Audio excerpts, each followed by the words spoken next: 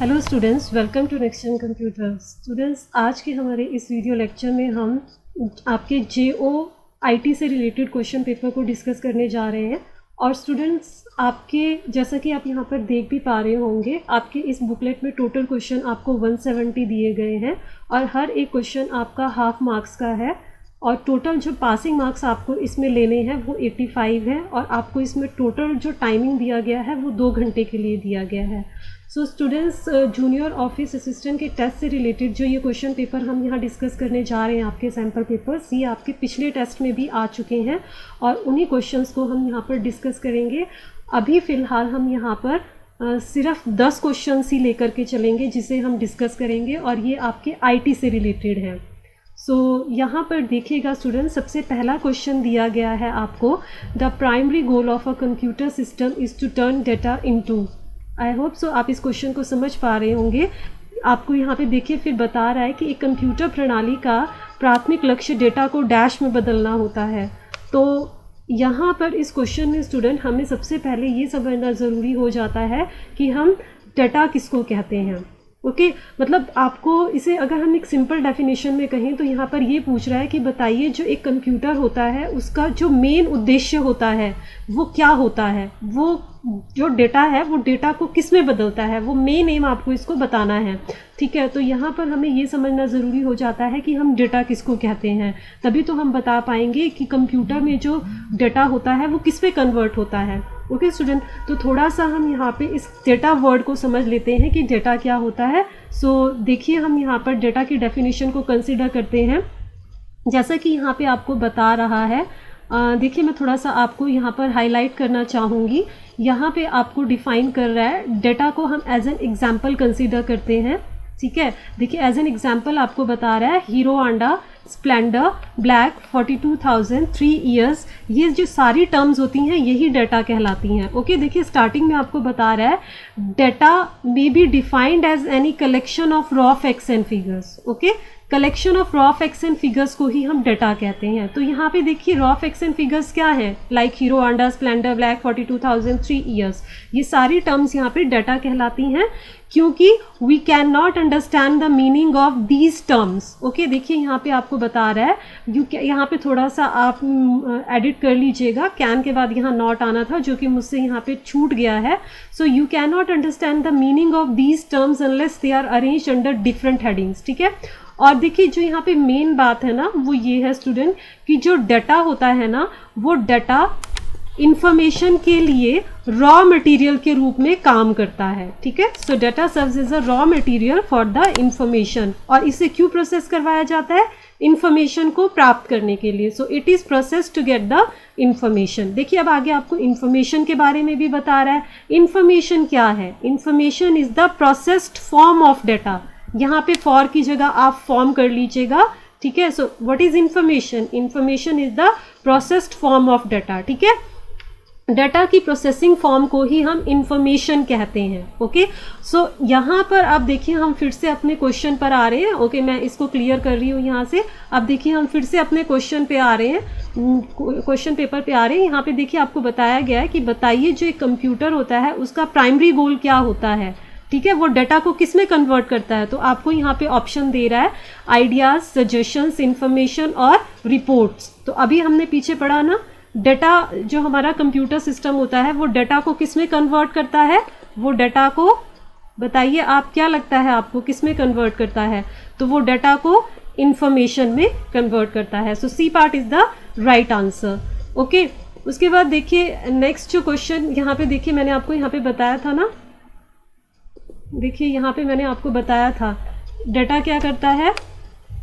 देखिए इंफॉर्मेशन क्या है, देखिए आपको यहाँ पे डिफाइन कर रहा है व्हाट इज इंफॉर्मेशन। ठीक है, लाइक जो हमने यहाँ पे डाटा पे चीज़ें स्टडी की थी, like Hero Honda Splendor black 42,000 3 years, ये सारी चीज़ें थी ना स्टूडेंट्स। सो यहाँ पर अब यही चीज़ देखिए आपको इंफॉर्मेशन बना करके दे रही हैं। जैसे हीरो होंडा क्या है, Hero Honda is the name of company and Splendor is the model. ठीक है, and black is the colour of bike and is cost is 42,000 and it's carries a warranty of 3 years. ठीक है, तो data के base पर ही हम क्या बना रहे हैं, हमें क्या मिल रही है, इंफॉर्मेशन मिल रही है। ठीक है। सो इसीलिए यहाँ पर वही चीज़ आपको डिफाइन की गई है कि जो कंप्यूटर सिस्टम होता है उसका प्राइमरी गोल डेटा को किस में कन्वर्ट करना होता है, इंफॉर्मेशन में कन्वर्ट करना होता है। Now question number 2, in which generation of computers did multi programming start. ठीक है, तो देखिए थोड़ा सा भी इसको हिंदी में भी स्टडी कर लेते हैं कि कंप्यूटर को किस पीढ़ी में मल्टी प्रोग्रामिंग की, कंप्यूटर की किस पीढ़ी में मल्टी प्रोग्रामिंग की शुरुआत हुई थी। ओके स्टूडेंट्स, सो यहाँ पर हमें ये समझना ज़रूरी हो जाता है कि हम मल्टी प्रोग्रामिंग किसे कहते हैं। ओके, सो देखिएगा यहाँ पर मैं आपको बताना चाहूँगी हम मल्टी प्रोग्रामिंग किसे कहते हैं। जब हम इस वर्ड को समझ लेंगे तभी हम यहाँ पर बता पाएंगे कि इसका जो ऑप्शन, राइट ऑप्शन है, राइट आंसर है वो क्या है। तो मल्टी प्रोग्रामिंग का मतलब होता है स्टूडेंट्स कि जब कंप्यूटर की मेमोरी में एक ही समय में बहुत सारे प्रोग्राम लोड कर दिए जाते हैं तो उसे मल्टी प्रोग्रामिंग कहा जाता है। अब बात आती है कि कंप्यूटर की मेमोरी में एक ही साथ बहुत सारे प्रोग्राम क्यों लोड किए जाएंगे। तो इस कंसेप्ट को लाने का मेन पर्पस ये था कि जो हमारा सीपीयू है वो बिल्कुल भी रेस्टिंग पोजीशन पर ना रहे, उसे एक के बाद एक जो टास्क है वो करने के लिए मिलते रहें। ओके, सो उस सीपीयू की आइडलनेस को रिमूव करने के लिए ही मल्टी प्रोग्रामिंग जो कंसेप्ट था वो इंक्लूड हुआ था।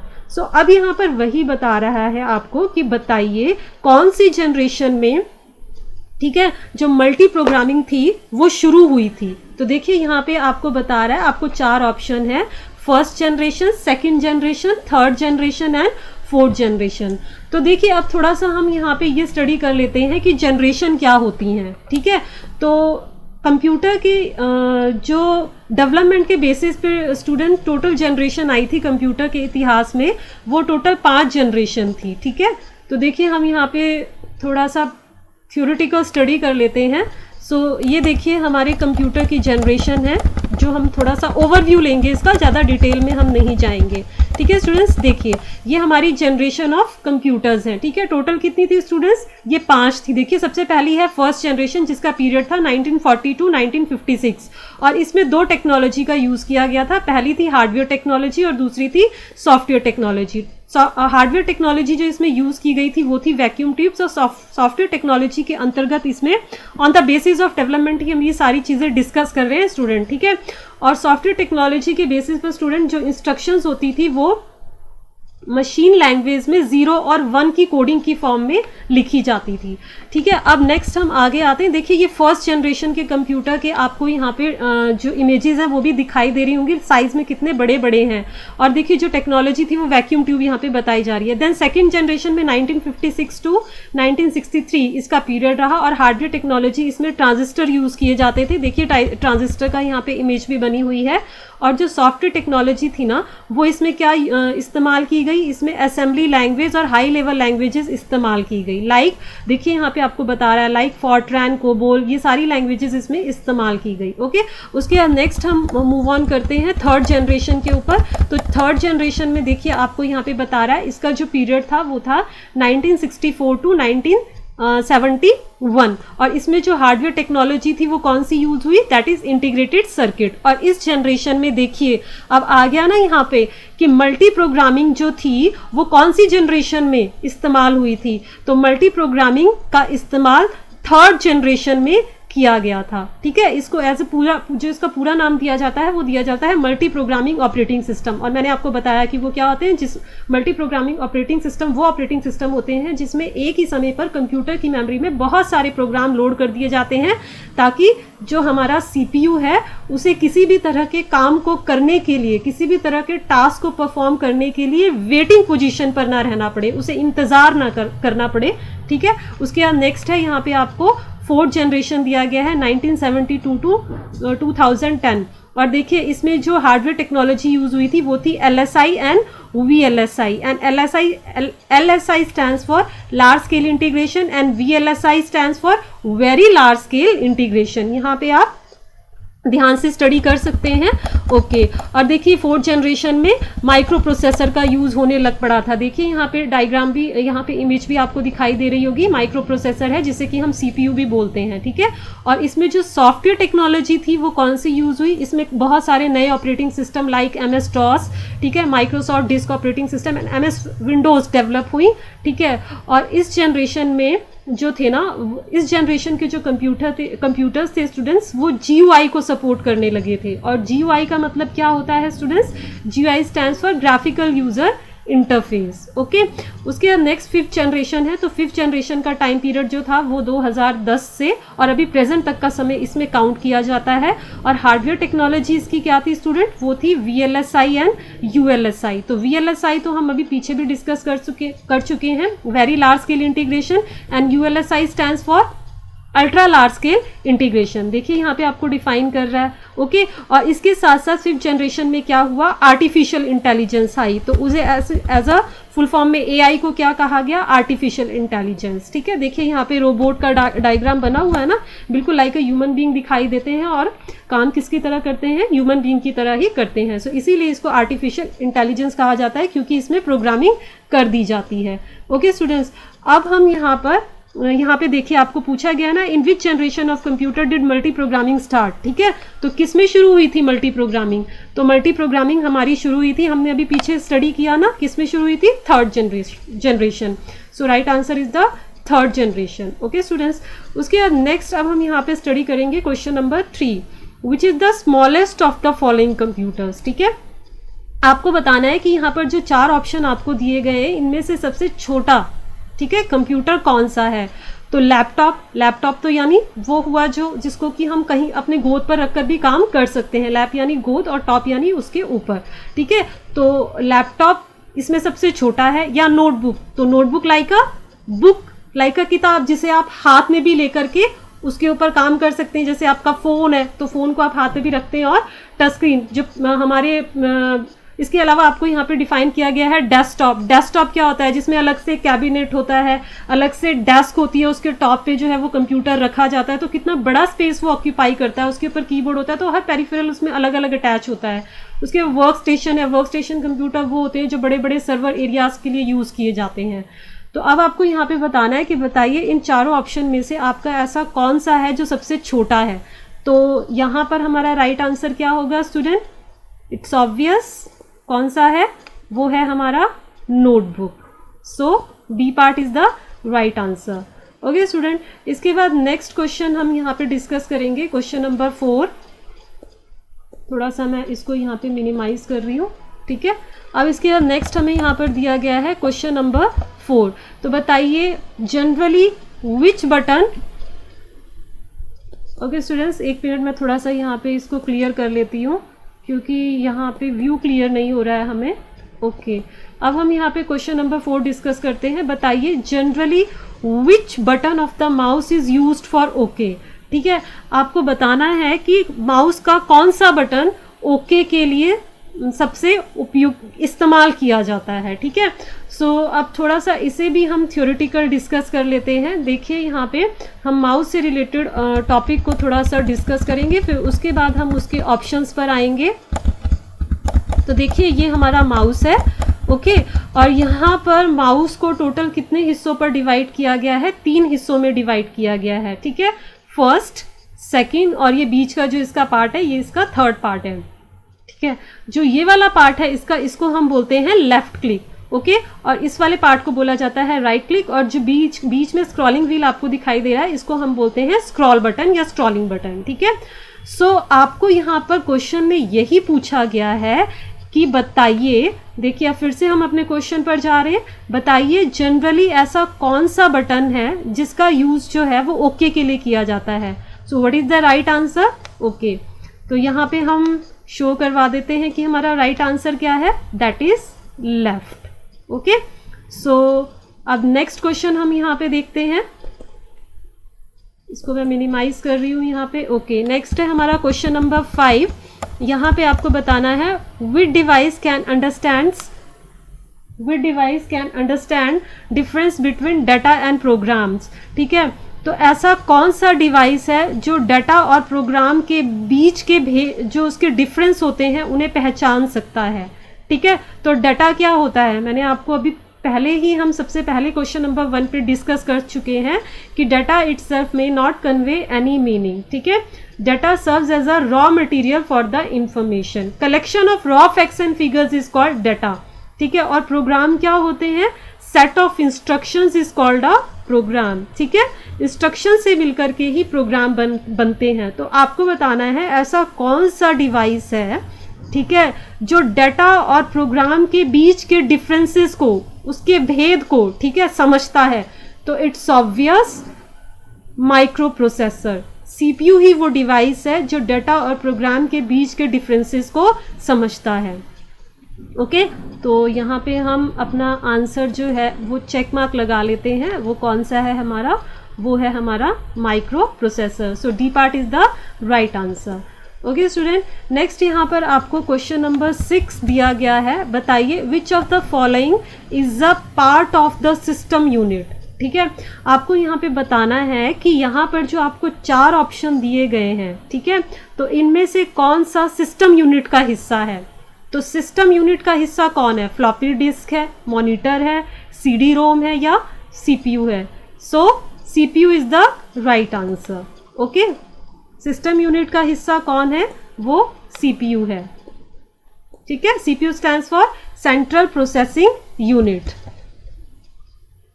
ओके, उसके बाद जो अब हम यहाँ पे नेक्स्ट क्वेश्चन डिस्कस करेंगे, क्वेश्चन नंबर 7 एंड इलेक्ट्रॉनिक। देखिए question number 7, an electronic path that connect one part of computer to another is.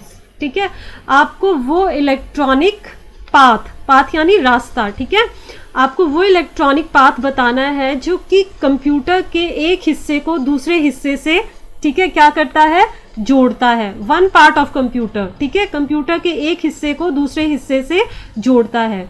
सो आइए थोड़ा सा इसको भी हम थ्योरेटिकल स्टडी कर लेते हैं।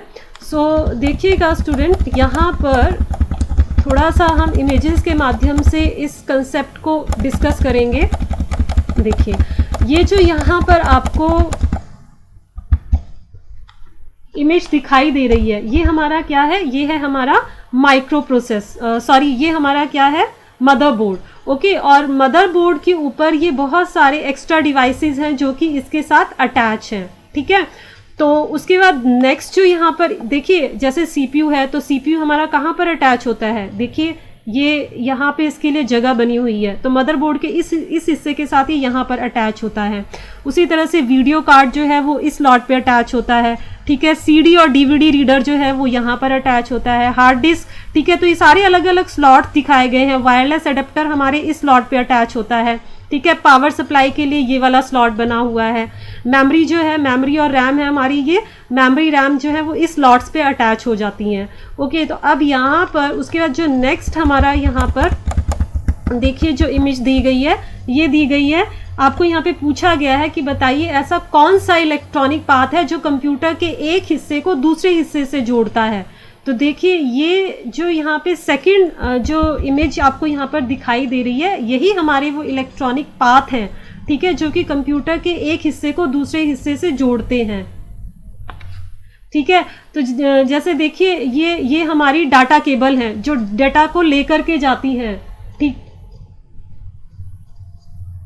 ये हमारी जो डेटा केबल है, इन्हीं को हम बस भी कहते हैं। यही डेटा को ट्रेवल करवाती हैं। ठीक है, बस क्या करती है, बस जो पैसेंजर्स होते हैं उन्हें एक जगह से दूसरी जगह पर लेकर के जाती है। तो उसी तरह से जो ये डेटा केबल होती हैं, ये जो बस है, ठीक है, इन्हीं डेटा केबल को हम यहाँ पर बस कहते हैं, जो डेटा को ट्रेवल करवाती है। बस किसको लेके जा रही है, डेटा को लेकर के जा रही है। और लेकर के कैसे जाएंगी, इलेक्ट्रॉनिक सिग्नल के माध्यम से। ठीक है, जो ये बीच में आपको बारीक बारीक जो यहाँ पे लाइंस बनी हुई दिखाई दे रही है ना, यही हमारे वो इलेक्ट्रॉनिक सिग्नल्स हैं। ठीक है, जो बस के माध्यम से ट्रेवल करवाती हैं डाटा को और फिर कंप्यूटर के एक हिस्से को दूसरे हिस्से से कनेक्ट करती हैं।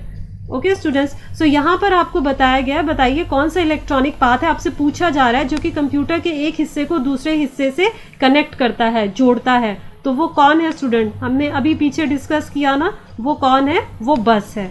सो D part is the right answer. Okay student, next है हमारा क्वेश्चन नंबर 8। ठीक है, क्वेश्चन नंबर 8 में आपको पूछा जा रहा है कि बताइए which of the following computer language is appropriate for commercial purpose. ठीक है, तो आपको बताना है कि कमर्शियल पर्पस के लिए कौन सी कंप्यूटर लैंग्वेज सबसे एप्रोप्रिएट है।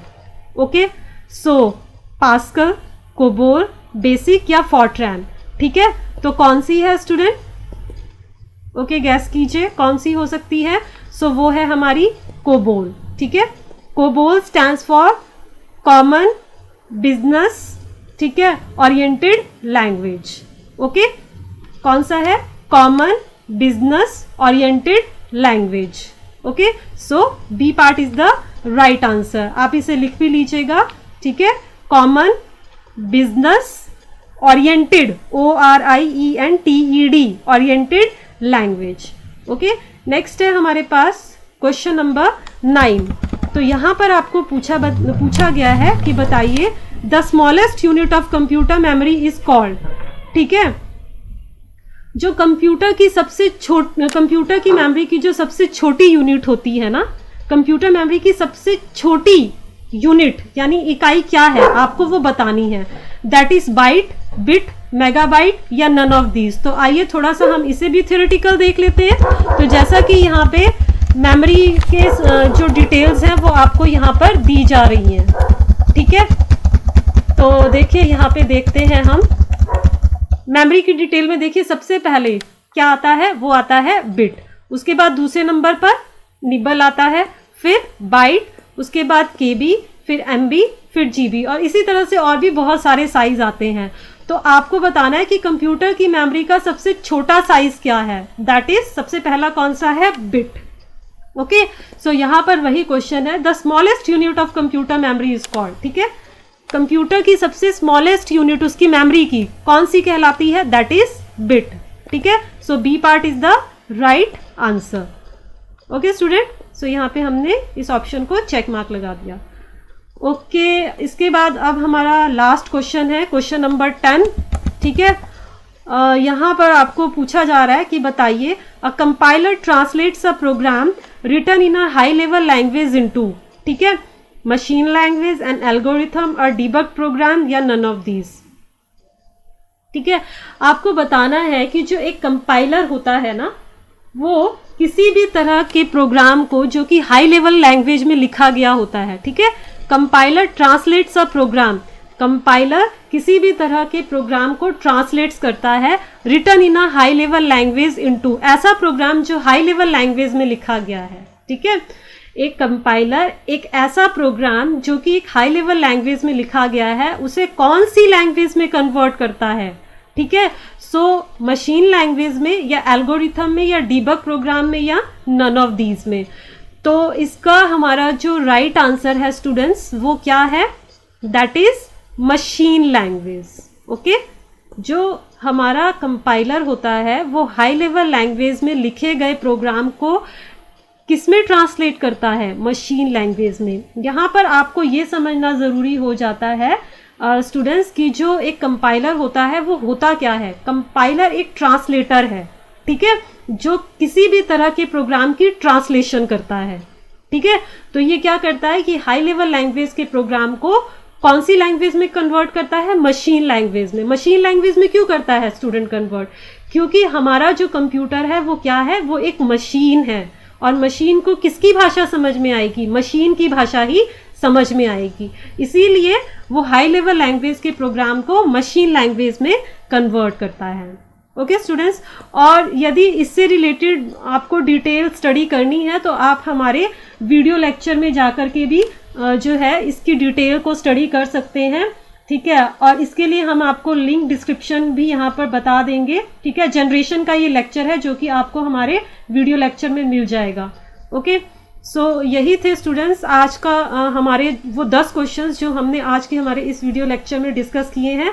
और यदि इससे रिलेटेड फिर भी यदि आपको किसी क्वेश्चन में कोई डाउट है या कोई क्वेरी है तो प्लीज़ कमेंट बॉक्स में मुझसे ज़रूर पूछिए। साथ ही साथ हमारे चैनल को लाइक, शेयर एंड सब्सक्राइब करना बिल्कुल भी ना भूलें, जिससे कि आपको हमारे आने वाले नेक्स्ट वीडियो लेक्चर की भी अपडेट, इससे रिलेटेड सैम्पल क्वेश्चन पेपर, ठीक है, जूनियर ऑफिस असिस्टेंट के टेस्ट से रिलेटेड, इससे सारी डिटेल आपको हमारी मिलती रहे। और बाकी जो इसके रेस्ट ऑफ क्वेश्चन हमारे बच गए हैं वो हम हमारे अगले वीडियो लेक्चर में डिस्कस करेंगे। So thank you students.